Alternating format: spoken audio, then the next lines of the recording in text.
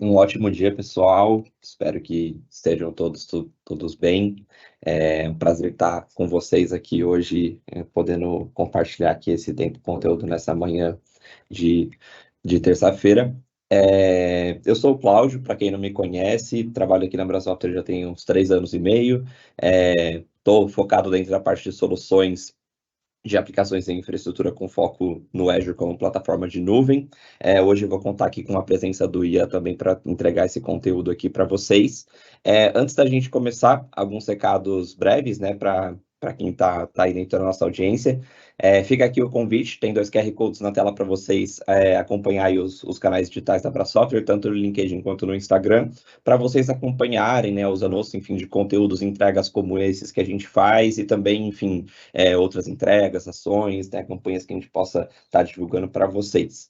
Então, quem puder aí, escaneie o QR Code ou acesse os links como está referenciado aí abaixo, que vocês vão estar sempre ligados aí nessas novidades aí, vão ter a oportunidade aí de futuramente prestigiar mais ações como essas. Qualquer dúvida ou comentário aí, utilizem aí a seção de perguntas e respostas, fiquem à vontade para postar esses pontos. Sobrando um tempinho aqui no final, eu e o Ian, a gente vai focar e responder o que for possível. Se não, já fica aqui a abertura, né, do nosso contato, a gente fica 100% à disposição para apoiar aí vocês no que for preciso, enfim, qualquer tipo de ação que for necessária dentro desse lado aí dos temas que a gente vai falar e demais pontos também. O nosso portfólio é muito grande, fiquem à vontade aí de sinalizar. Se não for com a gente consegue direcionar isso aqui internamente. Eu vou iniciar aqui o compartilhamento do conteúdo e aí a gente já inicia com o nosso tema.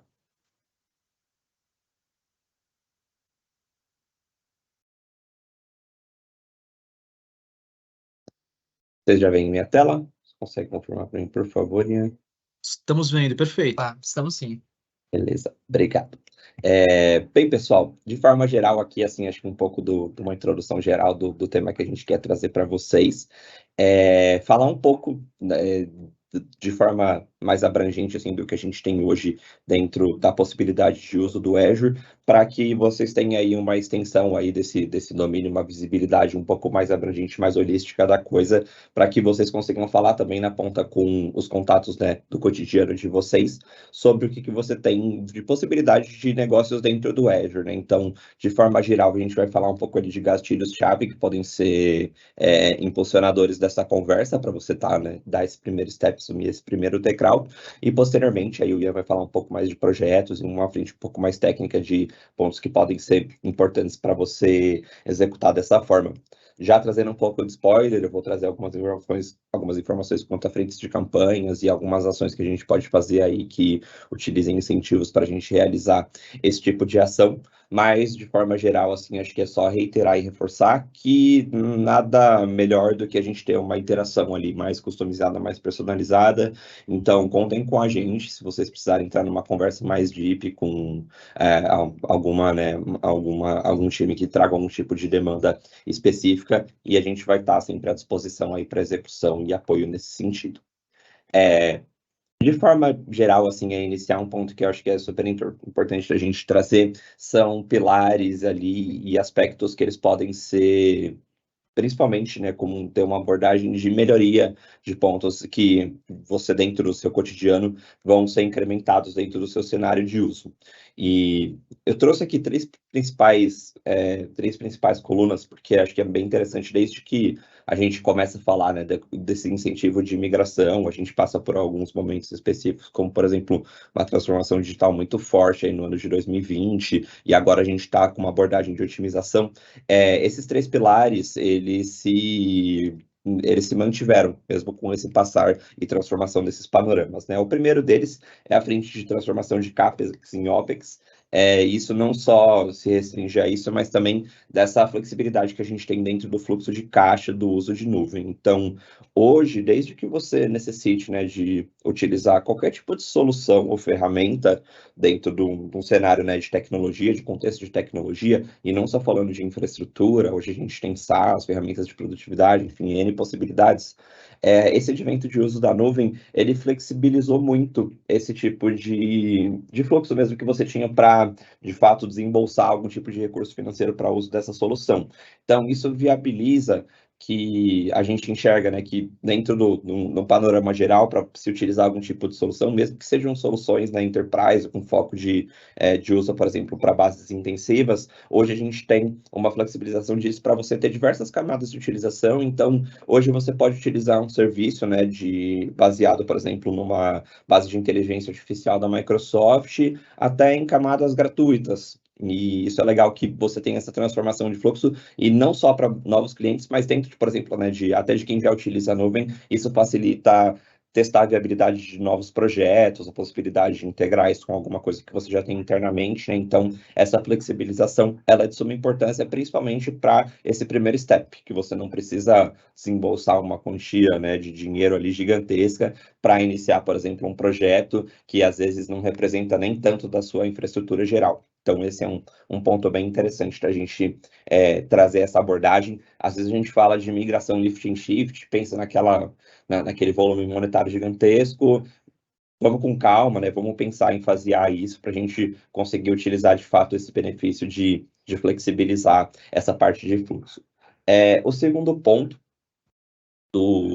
junto, né, acompanhado dessas mudanças de panorama, a gente tem tido cada vez mais, né, uma crescente nas ameaças digitais, e hoje a gente pensar em superfície de ataque, ela só cresce. Então quanto mais soluções a gente utiliza, mais tipos, né, de serviços a gente está implementando para atender melhor os nossos clientes. No final do dia, a gente também está passando a se arriscar mais por conta, né, de estar aumentando ali a quantidade de pontos ali de endpoints que você vai ter disponíveis para que possíveis atacantes ou usuários mal intencionados possam interagir. E o porquê disso daqui é interessante em nuvem? Dentro desse conceito de nuvem, a gente tem N soluções e tecnologias também que oferecem isso de forma gerenciada e facilitada no seu uso. Então, mesmo que assim, né, seja crucial pensar em segurança como parte da concepção de qualquer projeto ou ferramenta ou arquitetura que você vai desenvolver, um ponto interessante de você pensar é que muito desse trabalho, né, de construir, por exemplo, alguma feature de segurança para algum uso específico seu, talvez já esteja disponível dentro, né, da plataforma de nuvem de forma gerenciada. Então, por exemplo, né, hoje você tem soluções de firewalls de camada web, né, gerenciados dentro do mundo Microsoft, proteção contra DDoS como um serviço. Então, a ideia é que você consiga utilizar, né, desse advento de incremento da segurança que os próprios fabricantes, né, a Microsoft, ela precisou aumentar o nível dela de segurança para proteger a plataforma e as soluções que ela oferece, e ela disponibiliza para que você utilize isso, implemente isso dentro do seu ecossistema ali de forma, né, como meio que plug and play até. Então, é interessante a gente ter essa visualização aí de forma bem transparente.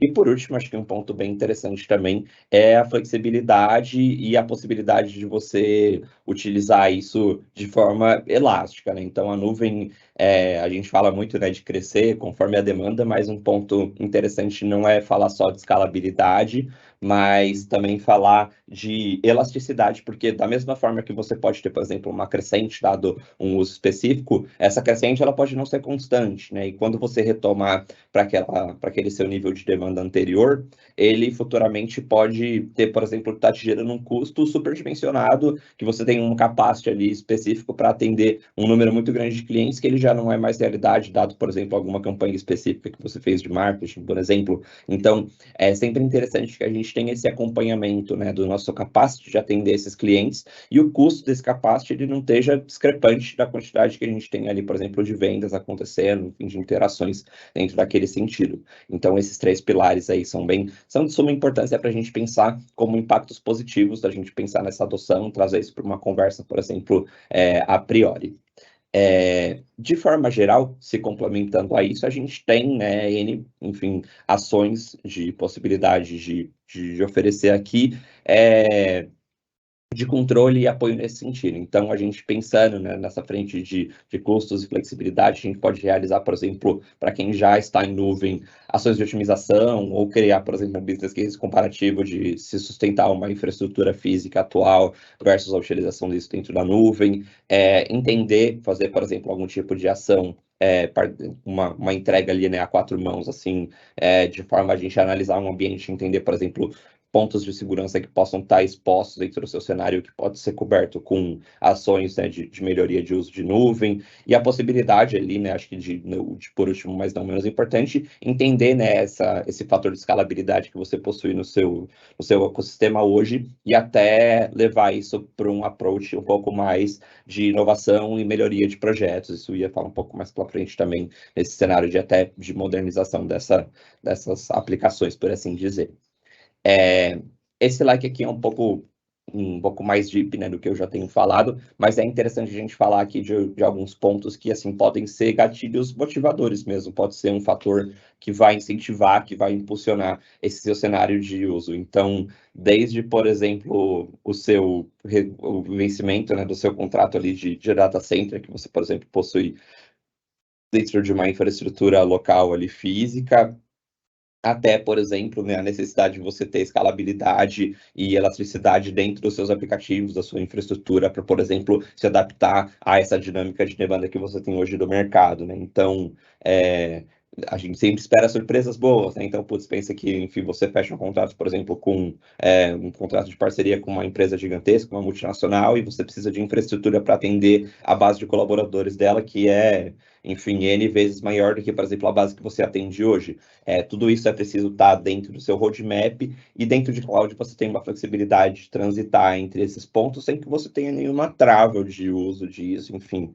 Então, de forma geral, assim, esses são alguns dos gatilhos que a gente pode utilizar para de fato, gerar uma conversa ali mais que provocativa dentro do nosso uso, para que no final do dia o ecossistema, né, que hoje ele, por exemplo, já existe, ou ele vai passar a existir de algum tipo de aplicação ou estrutura nova, ela se consolide de forma com que vocês consigam estruturar um plano bem, né, bem pensado ali de iniciar essa adoção, de uma migração que seja, enfim, e ela pare de pé lá na frente, né, como eu falei, dos recursos, por exemplo, com escalabilidade, mas também elasticidade, né? Então, todos esses pontos, eles precisam ser complementares. E é interessante falar também que, assim, né, nuvem, de forma geral, ela é uma conta de luz, né? O pessoal fala muito de torneira aberta, de conta de luz. Então, assim, dentro do que você tem disponível hoje de ferramenta, você pode utilizar elas ali de forma praticamente ilimitada, né? Claro, existem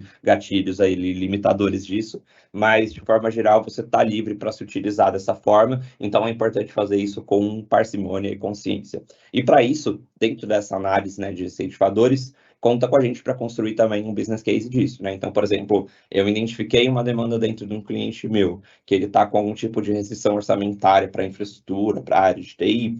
Vamos dar uma olhada no que ele tem hoje. Ele não tem nuvem hoje. Vamos estudar uma migração disso, mesmo que seja faseada, por exemplo, para que ele consiga descomissionar, por exemplo, parte dessa infraestrutura que gera um custo operacional para ele hoje grande e utilizar isso na nuvem. Vamos criar esse business case comparativo. Então, beleza, ele já usa a nuvem hoje, então vamos fazer uma análise de melhoria dentro desse ambiente dele, entender se o que ele está utilizando hoje é algo consistente, se ele está de acordo de fato com a demanda técnica que ele tem, se existe, por exemplo, outras soluções que possam entregar a mesma coisa de forma até que mais simples, por exemplo, né, ou até, por exemplo, menos custosa, entregando o mesmo nível técnico, né? Então, a ideia é a gente olhar para esse espectro aqui, entender, né, dentro do momento atual que a gente tem dentro desse nosso cliente, desse nosso parceiro, e estruturar com ele, né, algum tipo de plano, né, estruturar ali um projeto, alguma coisa, né, um roadmap ali de ações que a gente possa tomar, para que de fato a gente ataque essa dor dele e consiga suprir isso utilizando o advento de nuvem. Então, de forma bem simples assim, interessante a gente ter esse tipo de abordagem. E aí, falando um pouco, acho que aqui é legal a gente pensar num conceito bem legal que a Microsoft tem, que é o Cloud Adoption Framework, né, que a gente chama muito de CAF, o pessoal da comunidade técnica fala muito em CAF só, que ele é o framework de adoção de uso de nuvem, e o Cloud Adoption Framework, ele é um ponto bem interessante da gente olhar para o processo como um todo e estudar, né, tecnicamente, de fato, ele para entender alguns conceitos que são chave e conseguir replicar isso de forma bem transparente. O primeiro ponto que eu acho que é interessante é pensar que aqui a gente não está falando só de recursos de tecnologia, e de forma bem transparente a gente tem três principais fatores aqui, atores, por assim dizer, né, que são pessoas, processos e tecnologia. Dentro disso, dessa visibilidade, assim, né, desses 3 fatores, a gente vai ter N etapas dentro desse nosso processo de adoção, e nesse nosso processo de adoção de cada uma das etapas, a gente vai ter ali fatores impactados dentro desses pontos, né? Então, dentro do CAF, você vai ter meio que um guidance geral de como, né, com um how-to ali, que vai te instruir de todos esses pontos. E é interessante que a gente tem meio que dois momentos, principalmente. A gente tem um momento pré-migração, que ele vai estar pautado por 2 pilares, principalmente, que é a definição de estratégia e planejamento, e um momento meio que pós e durante ali essa migração, que depois ele se torna um ciclo de vida cíclico ali, né? Você não vai ter mais um começo, meio e fim. E o que é importante pensar aqui? Dentro, né, desses 2 principais fatores aqui, você vai ter muitos pontos que vão ditar o seu ambiente de cloud lá na frente. Então, é muito daquilo de arrumar as coisas antes da gente começar a utilizar, para que no futuro a gente não tenha um problema grande demais. E aí, dentro disso, você vai ter primeiro ponto, definição dessa sua estratégia e o mapeamento de tudo que você tem, o que você vai começar a utilizar, né? Então, esse é um ponto bem importante. Conta com a gente para fazer essa conversa, mas é importante a gente ter ali uma ideia do que vai ser a nossa base técnica de ponto de partida, né? Então, como eu falei um pouco daquele nosso espectro anterior, a gente está falando de aspectos, por exemplo, de infraestrutura, por exemplo, migração de data center, ou, por exemplo, da criação de uma nova aplicação. Então, é importante a gente ter essa visualização, ter uma equipe que está olhando para aquilo como uma estratégia de adoção, de migração para esse ambiente, e aí iniciar, de fim, as ações, e aí a gente entra também, não só falando de CAF, mas a gente vai falar de WAF, não Web Application Firewall, mas Well Architected Framework, que é um conceito também para utilização que é de suma importância para a gente ter visibilidade.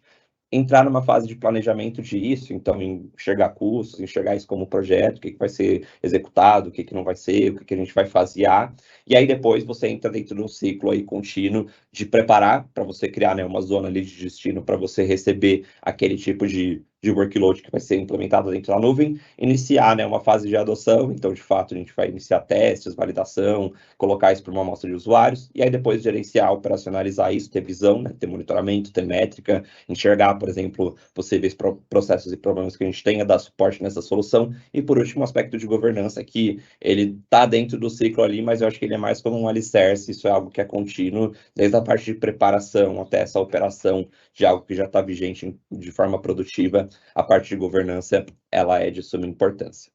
E aí um ponto acho que é interessante de falar, antes de passar a palavra para o Ian para falar um pouco tecnicamente de projeto, do AMM, ele é um programa que a gente tem aqui de incentivos, que a gente utiliza junto da Microsoft. Vocês podem até ver um pouco dessa documentação aqui dentro desse link, mas de forma geral, assim, passando para vocês até para não me estender muito, o AMM, ele é um modelo que a Microsoft criou para apoiar de forma ali bem direta mesmo em projetos de migração e modernização com o Azure. Então, hoje, aqui dentro da Software, a gente tem uma série de aspectos que são necessários da gente atender, né, de requisitos, de fato, para a gente passar por uma auditoria e a gente ser um partner elegível a utilizar, né, o recurso do AMM. Hoje a gente já é elegível, enfim, a gente tem N projetos até que já foram viabilizados dessa forma. E o AMM, ele é basicamente, né, um programa ali, um meio que você consegue submeter algum tipo de execução de projeto, tanto de migração ou de modernização de N workloads, a gente tem diversas possibilidades, no qual a gente consegue utilizar recursos da Microsoft ali para subsidiar e para incentivar, né, dentro desse ponto de utilização desse projeto. Então, de forma geral, assim, hoje a gente tem até programas de incentivo dentro desse sentido, né? Existem também requisitos para o projeto ser elegível ao AMM, mas isso é algo que a gente pode entrar no detalhe sempre de forma mais um para um, por assim dizer, né, de forma mais personalizada, mas é um ponto bem interessante, assim, porque a gente tem, né, esse posicionamento de fato de a gente colocar um recurso ali na mesa, dentro do business case, para apoiar, incentivar nesse sentido. Ele não é o único, o único programa que a gente tem, então, se for necessário, por exemplo, ter quero fazer uma POC de alguma coisa, quero ter um ambiente de teste, alguma coisa assim, traz para a gente. A Microsoft tem N programas, a Brasoftware tem N programas para a gente executar esse tipo de ação, então é sempre um prazer para a gente poder trazer essa discussão. Esses programas, eles sempre têm requisitos, né, e tem ações ali que, por exemplo, aspectos que eles precisam atender para ser elegíveis, então é importante, né, você ter esses pontos sempre bem alinhados. Às vezes, pô, tem um projeto aqui, mas ele não cai dentro de uma caixinha X, mas sim de uma caixinha Y. Então, traz para a gente conversa isso em conjunto, mas é mais para sinalizar para vocês assim, que hoje a gente tem, né, possibilidade até de trazer recurso aí de incentivo para a execução desses projetos. Eu vou passar aqui a bola para o Ian, fica à vontade, se quiser se apresentar também aí, fica 100% à vontade aí que o palco é seu agora. Muito obrigado, Cláudio. Bom, pessoal, prazer, meu nome é Ian. Diferente do Cláudio, eu atuo mais na parte de consultoria e serviço. Muita gente não sabe, mas a Brasoftware, há uns 3, 4 anos atrás, criou uma área voltada à parte técnica dentro do Azure. Então, a gente atende clientes, gerencia ambientes de cliente como um todo e também atua nesses projetos de migração. Falando sobre o AMP, existem vários projetos que hoje a gente consegue atuar com esse benefício. Vou citar alguns primeiro. Então, por exemplo, migração de Windows Server, SQL Server, aplicativos web, tanto a parte de modernização. Então, eu tenho um Windows Server hoje, eu quero ir para um aplicativo web. Isso é possível, tanto para fazer... Eu tenho um aplicativo web no HostGator, por exemplo, eu só queria atualizar ele para o Azure para ter os benefícios do Azure. Hoje a gente também tem essa possibilidade, e todas essas são possíveis de conseguir incentivo no AMVP. Recentemente, faz alguns meses, a gente também conseguiu passar na auditoria, como o Cláudio explicou, de AVD. Então, a gente também consegue benefícios voltados à AVD. Agora falando um pouco mais de projetos comuns de migração, não necessariamente com o AMP, mas que a gente pode ter incentivo ou não. Esses aqui são os principais que a gente consegue ter, tanto com o time da Brasoftware, que a gente consegue atuar propriamente, tanto que são os focos principais dentro do Azure. Para começar, tanto da parte de Windows Server, tanto da parte de Linux, então para você ter um ambiente, uma máquina virtual Linux, onde você tem todos os benefícios da cloud, então trazendo um ambiente de on-prime, aqui você vai ter uma escalabilidade muito melhor, a elasticidade que o Cláudio comentou, então aqui você vai ter um controle de todos os recursos de uma forma mais eficiente. Outra possibilidade também é a parte do SQL Server e outros bancos de dados. Dentro do Azure, ele trabalha principalmente com SQL Server, só que você tem muitos bancos de dados de software livre. Então, dando alguns exemplos, você tem o MySQL, o Postgres, Cassandra, o Cosmos. O Cosmos, especificamente, ele é um banco de dados muito forte e flexível, onde você consegue trabalhar com diversas APIs. Então, você consegue trabalhar com Cosmos de tabela, com Cosmos de grafo, que é uma ferramenta muito poderosa, onde você consegue fazer conexões. Outro projeto de migração que é muito forte e que é uma ferramenta poderosa para fazer com os clientes é o DevTest. O que é isso? O que é esse projeto de DevTest? É muito comum quando a gente tem ambientes mais pequenos, startups, que os desenvolvedores precisem testar frequentemente se alguma coisa que eles desenvolveram funciona, por exemplo, na cloud ou roda em conjunto com a aplicação deles. Mas quando você faz isso em um serviço, por exemplo, on-prime, você tem que fazer uma criação de recursos muito grande, uma demanda muito grande, e é muito mais complicado de se trabalhar. Dentro do Azure, você tem o DevTest, onde você consegue dar autonomia para o seu desenvolvedor, dentro de algumas limitações que você consegue colocar, para ele criar os recursos, testar a aplicação dele. Testou, funcionou, ele consegue destruir de forma muito rápida, eficaz e com baixo custo. Então, ele consegue fazer todos os testes das aplicações que ele precisa para entender, poxa, isso aqui vai funcionar, essa é a melhor forma da gente seguir. Ele não precisa ter toda uma equipe de infraestrutura para criar os recursos para ele, para configurar, só para ele subir o código para testar uma função simples. Ele consegue ter essa autonomia e todo esse controle, que é muito inteligente e eficaz para se trabalhar. Falando agora um pouco dos aplicativos web. É muito comum clientes trabalharem com, por exemplo, HostGator e outros serviços de hospedagem de aplicativo PaaS. Mas qual que é o grande problema desses aplicativos?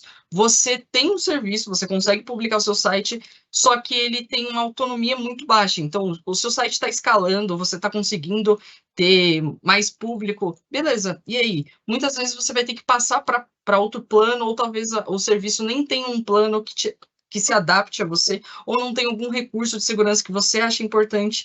Dentro do Azure, você tem toda a praticidade de ter um serviço PaaS, então um desenvolvedor, ele conseguiria criar o recurso, publicar o seu site de forma muito simples, subindo um arquivo ou criando alguma programação para puxar esse aplicativo para a nuvem com DevOps ou CI/CD. E você vai ter o controle de ter um auto-scale, então você pode subir o seu aplicativo quando você vai ter uma demanda mais específica. Ah, eu tenho um e-commerce, é Black Friday, eu consigo deixar esse meu aplicativo maior. Só que passou a Black Friday, vai cair os acessos do meu aplicativo. Eu posso diminuir o size dele. Então, você tem todas essas possibilidades, e dentro do Azure, as ferramentas PaaS, elas têm muitas integrações muito potentes e nativas. Vou dar um exemplo. Com os aplicativos web, você consegue conectar um front door e o AF. O que são essas ferramentas? O front door é um CDN, então ele vai aumentar a velocidade do seu site, deixando ele mais rápido, não precisando que ele seja carregado todas as vezes, do começo ao fim. E o AF, ele é uma ferramenta de segurança, onde, a partir de algumas regras, ele vai bloquear alguns acessos, por exemplo, SQL injection e qualquer tipo de invasão ao seu site. Isso é muito simples de se configurar quando você está no Azure. Você faz alguns apontamentos e pronto, o seu aplicativo ele já está seguro e está muito mais rápido. Então, tem todas essas possibilidades. Quando você está dentro do Azure, você consegue fazer que outros terceiros você não conseguiria. Um ponto muito importante dentro do Azure, você consegue trabalhar com cargas especializadas. Muitos clientes chegam, Ian, eu queria ir com a minha empresa para o Azure, só que a gente trabalha com VMware, ou a gente trabalha com SAP HANA, e, poxa, e agora?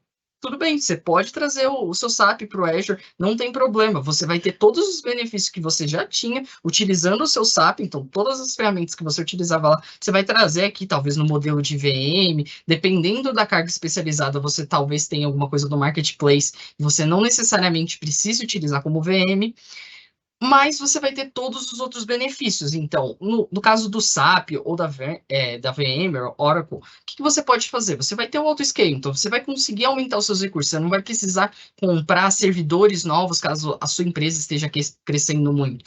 Você vai ter toda a parte de monitoramento que dentro do Azure é muito forte. Então, eu tenho um aplicativo SAP, às vezes ele dá alguns picos, quando cai ele, poxa, cai a minha aplicação e toda a minha área de TI para de funcionar, toda a minha área de administração, ela utiliza o SAP, ela para de funcionar. O que eu faço?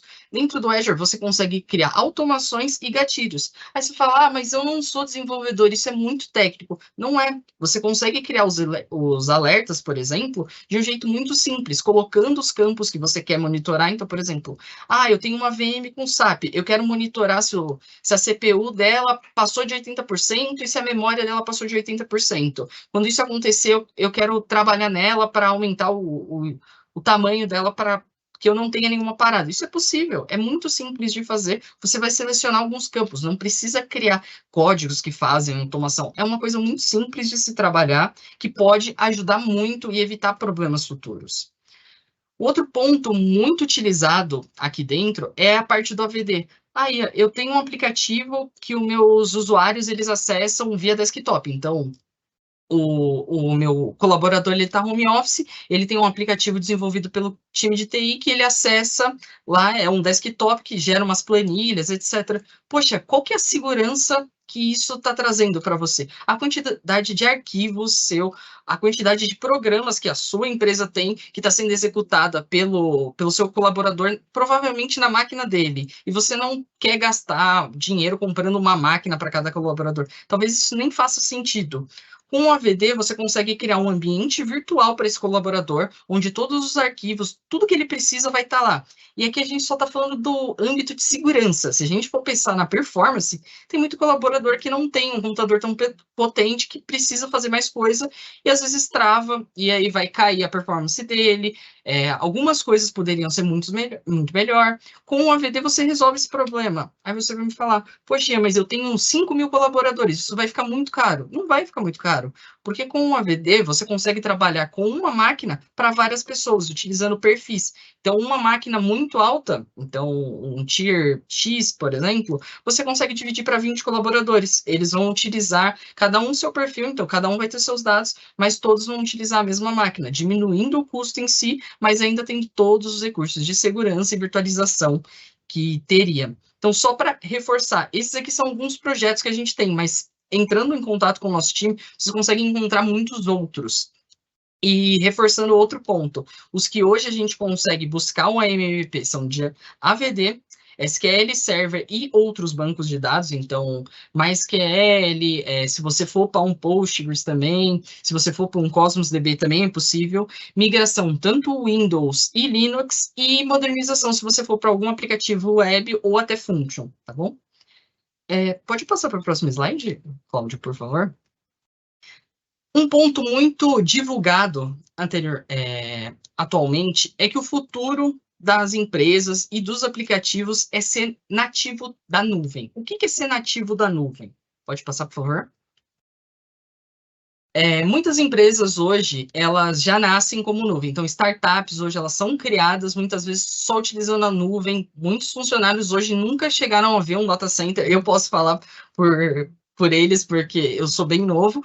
Eu nunca cheguei a ver um data center. Todas as empresas que eu trabalhei são ou nativas nuvens ou já eram híbridas, tá?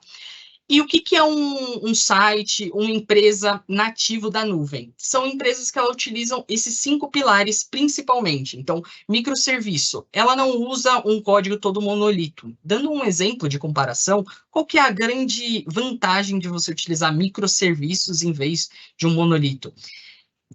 Normalmente, quando você tem uma aplicação de monolito, quando ela cai, por exemplo, vai cair a aplicação toda. Toda vez que você precisa fazer uma atualização, você não vai conseguir atualizar uma parte específica do código. Você vai acabar fazendo o deploy de tudo, principalmente se ela for compilada.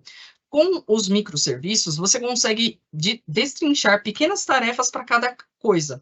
Então, dando um exemplo, você tem uma aplicação aqui bem complexa com vários módulos, e um módulo é o módulo que envia e-mail para o usuário depois que ele fez uma compra. A compra já está feita, esse módulo ele só vai enviar um e-mail. Se você estiver utilizando um monolito e por algum motivo esse módulo ele deu problema e parou de funcionar, é muito provável que sua aplicação pare como um todo, você não consiga atuar. Ou mesmo que ela não pare, quando o usuário chegar nessa parte, você vai perder os dados. Utilizando o microserviço, você consegue usar o conceito, por exemplo, de fila para, beleza, a parte de e-mail parou? Tudo bem, mas todo o resto vai funcionar e as requisições que estavam sendo enviadas para essa fila de e-mail, ela vai ficar lá. Quando o time de desenvolvimento resolver o problema dessa API que envia os e-mails, ele só vai consumir da fila que está lá armazenada em um outro serviço e vai funcionar normalmente. Você pode ter tido um downtime em um serviço da sua aplicação, mas ele não vai ser nem percebido pelo cliente. Isso traz diversos benefícios. O segundo ponto é a parte de containers. O que o container faz e qual que é o grande benefício dele? Quando você trabalha com um desenvolvimento, é muito comum você escutar aquela frase do desenvolvedor: poxa, na minha máquina funciona. É muito comum isso, muito mais do que vocês pensam. Eu posso falar porque eu sou desenvolvedor, tá? E como que a gente resolve isso? O container, ele cria como se fosse um sistema operacional específico para aquela sua aplicação que vai ser compilado junto. Então, eu vou executar um container na minha máquina, na verdade, ele vai estar executando como se fosse um mini sistema operacional nessa aplicação. Então, toda máquina, isso vai ser replicado. Então, não vai ter aquilo, funciona na minha máquina. Você vai conseguir replicar o código para clientes específicos, para desenvolvedores e até dentro da nuvem. Poxa, a minha aplicação X parou de funcionar. Eu não preciso fazer o setup todo dela novamente. Eu vou executar aquele container que já tem ela. Então, toda a parte de reestruturação, desastre recovery, acontece mais rápido. Além do que, quando você utiliza container, você não precisa de muitas coisas que um sistema operacional normalmente precisa. Quando você instala, por exemplo, um Windows Server, ele vem dezenas de coisas que talvez você não utilize. Só que com o container você consegue customizar isso. Você vai deixar exatamente o que você precisa para que a sua aplicação seja o mais rápido possível e você tenha a maior performance que você quer conseguir com aquela aplicação. Próximo ponto é as Azure Functions. O que são as Azure Functions e qual que é o grande... Todo mundo fala disso, mas o que ela faz de tão legal? A Azure Function, ela é uma coisa que executa, por exemplo, snippets de código. Você tem um pedaço de código muito específico, a gente pode dar como exemplo aquela aplicação que envia o e-mail. O envio de e-mail para o seu colaborador pode ser uma função. E ela não precisa de um servidor. É como se ela estivesse rodando sem um sistema operacional. Você só vai ter aquela execução dela. Então, você consegue trabalhar de forma muito mais autônoma, muito mais barata, então você consegue trabalhar por execução, então só quando ela ser executada que você vai ter um custo, você consegue trabalhar de um jeito que no final o seu custo vai ser muito melhor e a manutenção, você não vai ter um sistema operacional por trás, você não vai ter uma grande aplicação por trás, você vai ter só aquele código que você quer executar, então isso é muito mais fácil de se trabalhar. A API, todo mundo sabe, a gente utiliza isso como conexão para todos os tipos de serviço, então você não trabalha mais com o sistema monolito, uma aplicação se comunica com a outra, e até muitos clientes, eles vendem a API em si, então é muito comum, por exemplo, aplicações que você não utiliza, você usa a API dela para trabalhar, então é muito possível até você utilizar as APIs que você faz para ser o seu serviço, ser o seu produto. E por último, mas não menos importante, a parte de DevOps. Quando a gente diz DevOps, não é só a ferramenta Azure DevOps, mas todo o fluxo que isso engloba. Então, tanto a parte de publicação automática, ter tudo, quem fez o deploy de quê, qual que foi o desenvolvedor que está adicionando novas features, ter tudo isso categorizado e de uma forma contínua. Então, você sabe o fluxo que a sua aplicação vai ter. Caso dê um problema futuro nela, você sabe o que causou aquele problema, quem foi o desenvolvedor que fez aquela publicação e todo em volta disso. Mas qual que é o grande ponto aqui? Por que eu estou falando de ser nativo na nuvem? É muito difícil uma empresa que ela não tem nada na nuvem, a próxima aplicação dela ser nativa. O ponto que a gente quer trazer aqui para vocês é esse.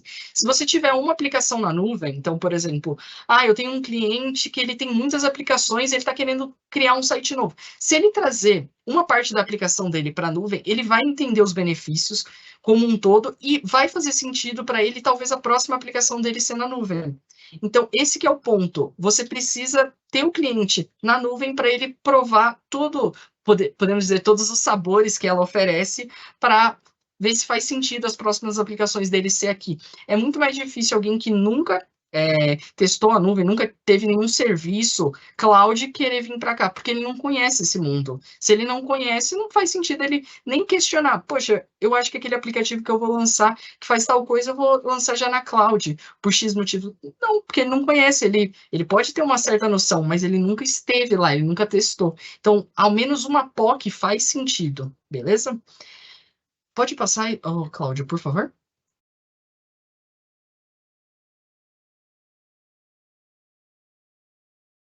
Atualmente, a gente tem 3 pilares que são os principais desafios para desenvolvedores e para novas empresas, que é a parte da agilidade, então a gente criar rápido, testar rápido, não deu certo, arruma, redireciona, testa o código novamente, testa se o site está funcionando do conforme, se ele atende todos os requisitos.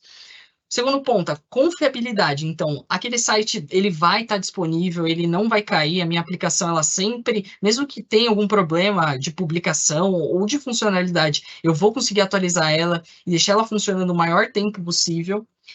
E, por último, segurança, que são 3 grandes pilares que o Azure atende. A gente já tinha falado um pouco de agilidade e confiabilidade nos slides anteriores. Agora, passando para o próximo, a gente vai falar mais voltado à parte de segurança. Pode passar, por favor. Dentro do Azure, a gente tem muitas ferramentas que são gratuitas, que você pode utilizar, mesmo... eu tenho um web app, você pode utilizar diversas ferramentas gratuitas para aumentar a segurança do seu ambiente. Vou falar de algumas aqui que são gratuitas e outras não, que você pode utilizar para aumentar a segurança como um todo, que muitos concorrentes só têm on-premises e o cliente não teria. Primeiro ponto é o gerenciamento de segurança. Dentro do Azure, você tem uma página chamada Central de Segurança do Azure, onde tudo que está dentro do Azure você consegue ver todas as issues de segurança. Então, o que está acontecendo, se tem portas abertas para a internet, se tem possibilidades de invasão, etc. Todas essas issues, elas são tratadas, catalogadas, e ainda o Azure já te dá a solução. Ó, para você corrigir ela, você faz X coisa. E além disso, ele também te dá prioridade. Então, ó, essa aqui é a mais urgente, essa aqui é médio e essa aqui é baixo. Fazendo assim com que sua equipe consiga se organizar para trabalhar nas coisas mais importantes primeiro e depois ir baixando o nível, até chegar nas de criticidade baixa, mas que também são importantes. O segundo recurso muito poderoso dentro do Azure é o Azure Sentinel. Ele é tanto um CIEM quanto um SOAR. O que são essas ferramentas?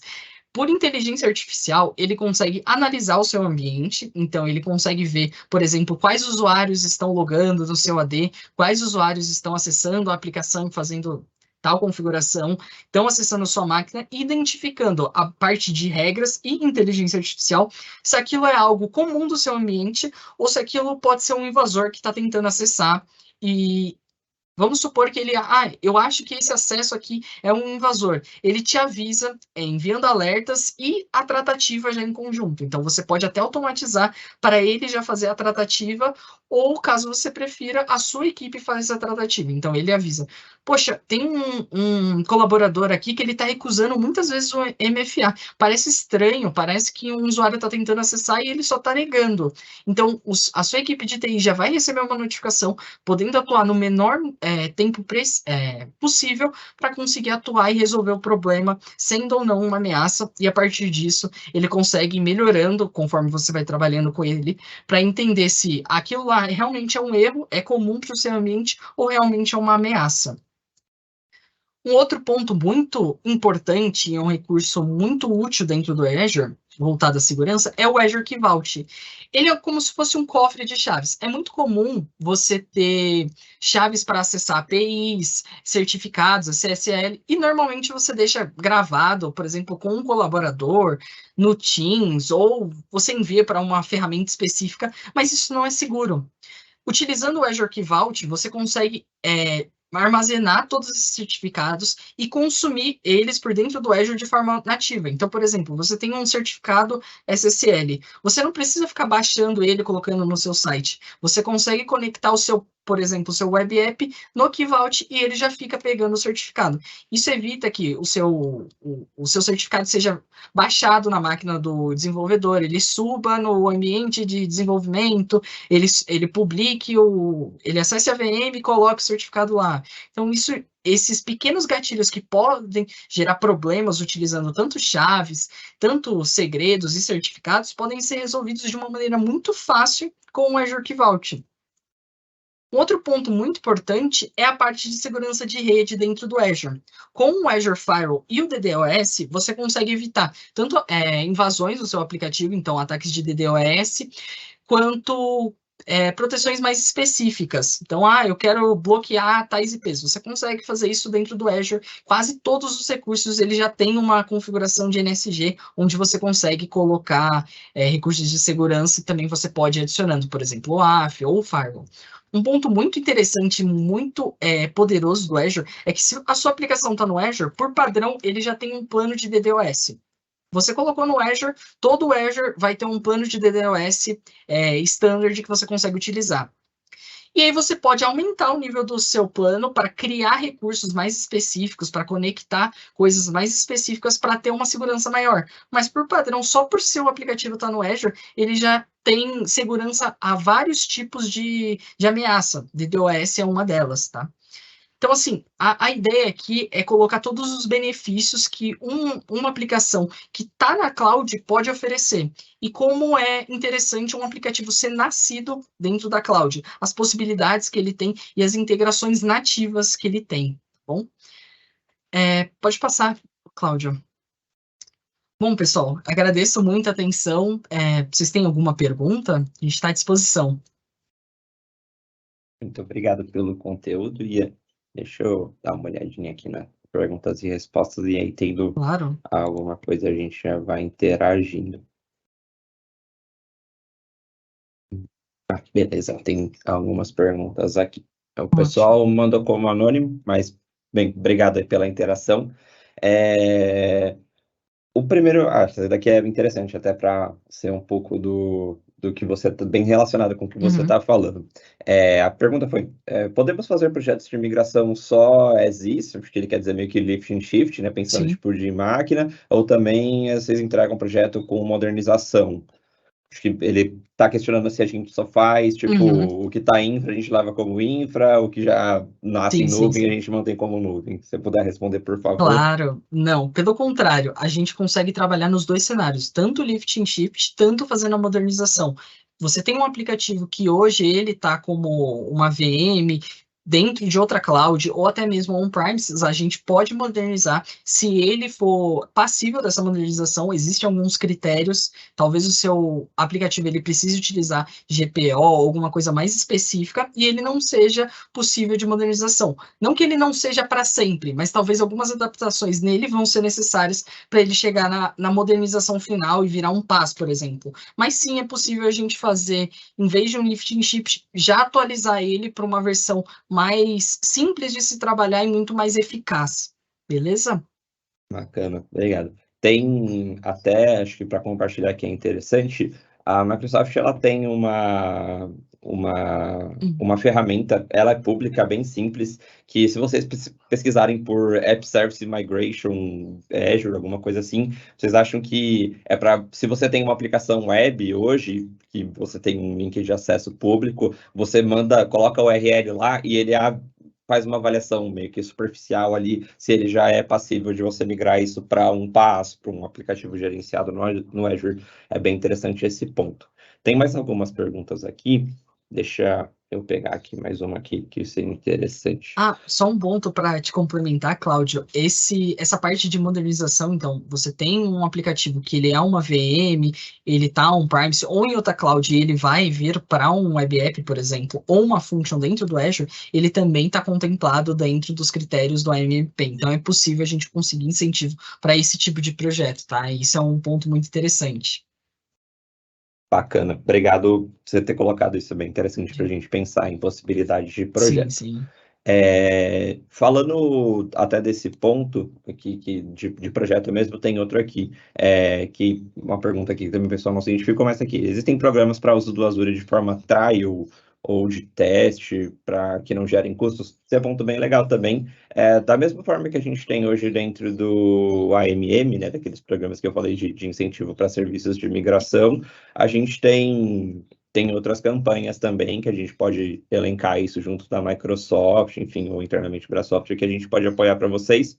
Então, assim, sempre tragam esse tipo de ação no final do dia, né? Algo que, assim, cada projeto ali, basicamente, cada demanda, ela vai ter que estar, enfim, vai ter que ter fit com um tipo de aspecto, né, para ela se encaixar em algum tipo dessas campanhas, mas existem sim, por exemplo, a possibilidade de a gente avaliar, por exemplo, um uso de crédito, algum ambiente de trial, esse tipo de ação, traz essa demanda para a gente que a gente pode enxergar aí alguma forma de sair do outro lado e vocês terem, por exemplo, algum período específico de uso, uma ferramenta X, é interessante esse nível de pergunta. Tem uma outra aqui que eu acho que é bem legal, essa aqui é algo que acontece bastante no mercado brasileiro aqui, no nosso cotidiano a gente vê bastante.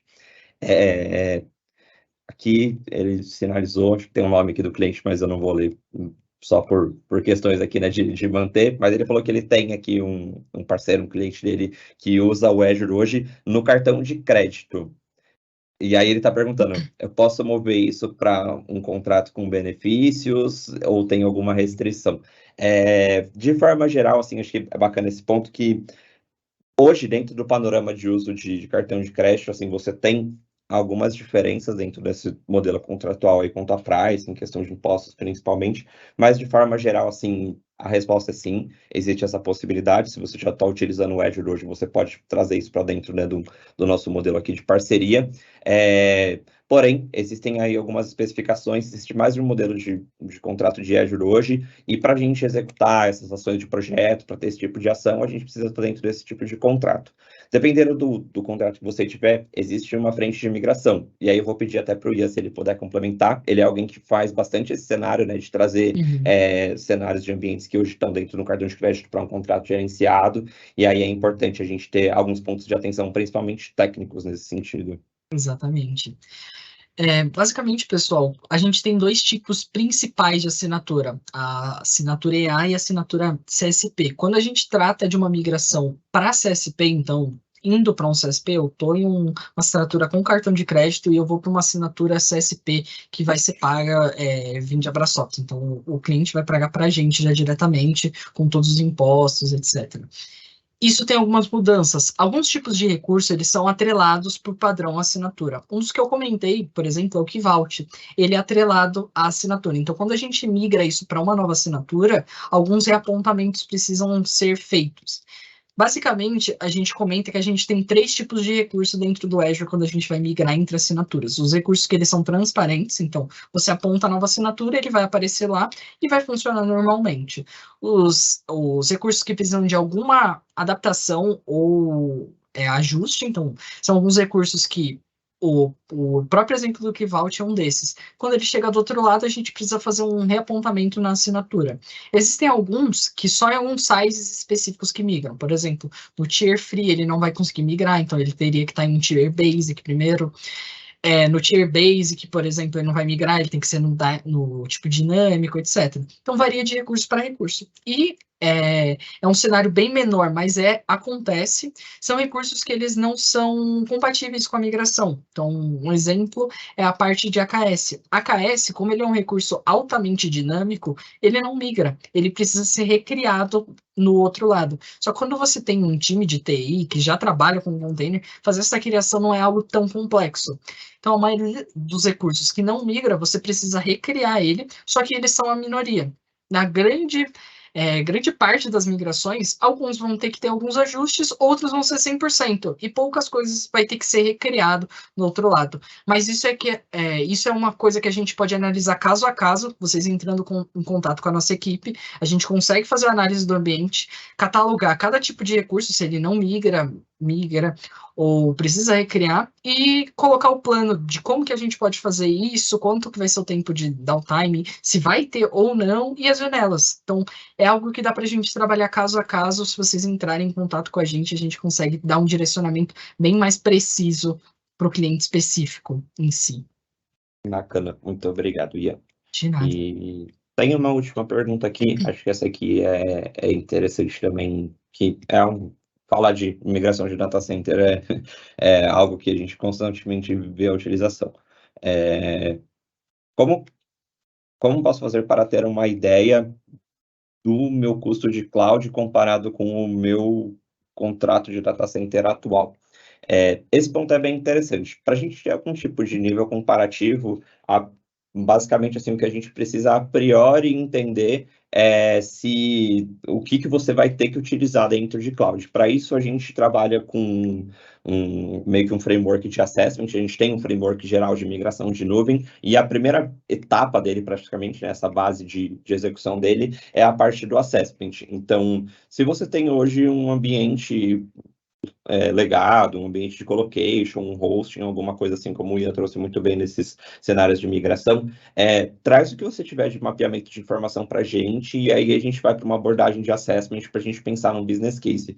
O assessment, ele é bem importante porque ele vai de duas formas ali, ele vai ter o input dele é praticamente, né, uma coisa só, mas dentro dele a gente tem dois principais aspectos. Esse aspecto de viabilidade, então a gente vai enxergar, né, de fato ali, qual que vai ser o custo operacional daquilo de forma geral, o que você vai ter que considerar, né, meio que como aquisição dentro desse seu ambiente, e o output técnico, que é pontos de atenção que você pode ter dentro desse seu processo de migração, possíveis problemas, incompatibilidade, coisas que você tem que atualizar antes de levar para a nuvem. Então, assim, é bem interessante a gente executar, né, essa ação de assessment, de avaliar esse seu ambiente atualmente, criar um as-is ali, né, criar mesmo que de forma mais superficial, um depara naquilo na nuvem, né? Então enxergar como ele ficaria aquilo em cloud, e aí a gente consegue ter uma visão de custos, ter uma visão comercial do que vai ser utilizado, e aí você colocar isso internamente. A gente sabe que muitos desses projetos a gente precisa levar para as outras áreas para ter aprovação, para ter uma visibilidade, então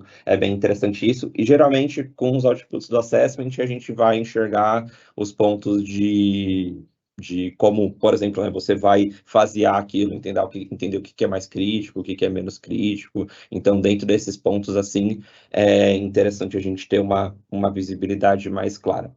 Então, traz para a gente de forma bem simples assim, né? Traz para a gente esse seu ambiente, vamos enxergar o que você vai poder utilizar, o que vai ser preciso utilizar dentro do seu aspecto, para no final do dia você ter uma estrutura que faça sentido dentro da sua migração e o caso ali ele pare de pé, né? Não seja um negócio que tecnicamente atende super bem, mas é super caro, é muito mais caro do que eu manter a minha infraestrutura anterior, ou vice-versa. É super barato, funciona muito bem, só que dentro do meu contexto de uso aqui, tecnicamente não me atende, eu tenho problema de performance, a experiência dos usuários é horrível, enfim, então a gente precisa achar sempre um ponto aí de balanceamento.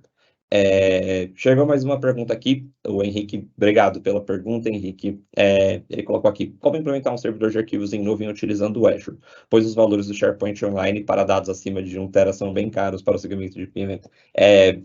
Bacana esse seu questionamento, Henrique. Hoje, dentro do Azure, a gente tem mais de uma possibilidade de se utilizar servidores de arquivo, por assim dizer. Você tem um modelo meio que PaaS, que é storage gerenciado, e aí o formato dele, o modo de acesso, né, o modelo de uso dele vai ser um pouco diferente, ou você pode utilizar uma estratégia um pouco mais clássica, né, pensando até em impactar menos aí o uso desses usuários finais, que é você utilizar dentro de um cenário de infra, então, por exemplo, migrar um servidor ali como infraestrutura mesmo virtualizada e estruturar um file server do modelo mais tradicional dentro dele. Geralmente, esse tipo de decisão, para qual caminho você vai, a gente chega durante uma conversa um pouco mais aprofundada para entender um pouco mais o cenário de uso. Então, traz para a gente, eu vou colocar aqui os nossos contatos aqui tanto o e-mail meu quanto do Ian, para a gente poder apoiar vocês aí no futuro. E aí traz para a gente a conversa, acho que vai ser interessante, vai ser um prazer para a gente poder te ajudar. Migração de servidor de arquivos é algo bastante comum, assim, também, porque é um negócio que é difícil de você operacionalizar e é bem custoso também, pensando em SharePoint, como você trouxe também. Então, de forma geral, aí, assim, a gente pode ir para um modelo um pouco menos gerenciado, né, mais mundo Microsoft, o formato PaaS lá que eles ofertam, ou então ir para um modelo mais tradicional de infraestrutura, vai variar bastante da expectativa que você tem de uso, né, de como que você vai acessar, como você vai operar esse seu servidor de arquivos. Deixa eu colocar aqui os nossos e-mails. Vocês conseguem ver. Beleza? Tanto o meu quanto do Ian. A gente agradece pelo tempo e pela atenção aí de vocês todos, pessoal. Reitero que nosso time está à disposição, tanto eu aqui representando a nossa área aqui de arquitetura de aplicações e infra de pré-vendas, que eu acho que quanto tomo a palavra aqui para falar pelo Ian da parte de execução de serviços. É um prazer para a gente poder ter essas interações e aí a gente fica 100% à disposição. Muito obrigado, pessoal.